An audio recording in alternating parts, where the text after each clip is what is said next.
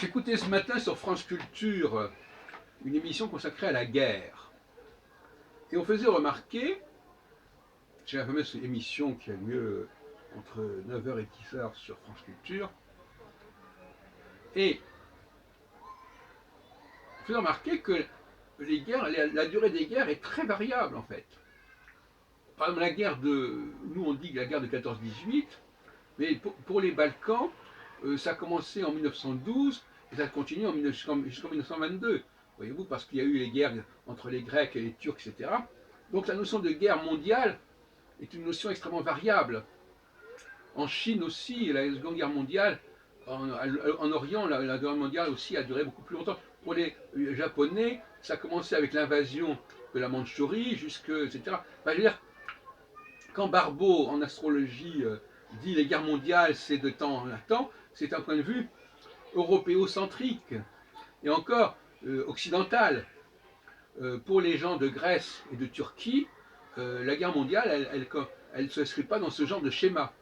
Donc faire de l'astrologie sur la base qui a une valeur soi-disant universelle, sur la base de représentations qui sont locales et qui sont relatives, c'est un petit peu vain, il me semblerait. Vous ferez attention à ce genre de découpage. L'astrologue doit se méfier des découpages qui sont proposés par les uns et par les autres et ne pas les prendre comme argent comptant, parce que ça varie d'un pays à l'autre. Pour la Chine aussi, les choses n'ont pas duré la même durée, n'ont pas eu la même durée. La Chine, la guerre a duré jusqu'en 49, etc. Donc, si vous voulez, pour ne pas parler d'Israël, etc. Bon, donc, si vous voulez, cette notion de guerre qui serait bien circonscrite de 39 à 45, de 14 à 18, c'est du pipeau, ça ne veut rien dire.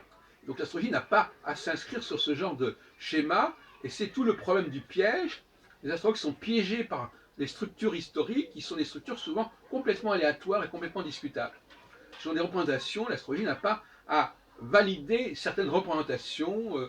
Tout ce que les gens inventent n'a pas à être validé par l'astrologie, de la même façon que le système des élections, le calendrier des élections n'a pas à être validé par l'astrologie, surtout que ça varie d'un pays à l'autre. En plus, comme on sait, les dates ne sont pas les mêmes, les échéances ne sont pas les mêmes, les mandats, la durée des mandats n'est pas la même, etc. Donc tout ça, je mets en garde contre ce piège qui consiste à carrément s'aligner sur une pratique qui est appliquée à un moment donné dans un lieu donné et qui ne saurait servir de référence à la recherche astrologique.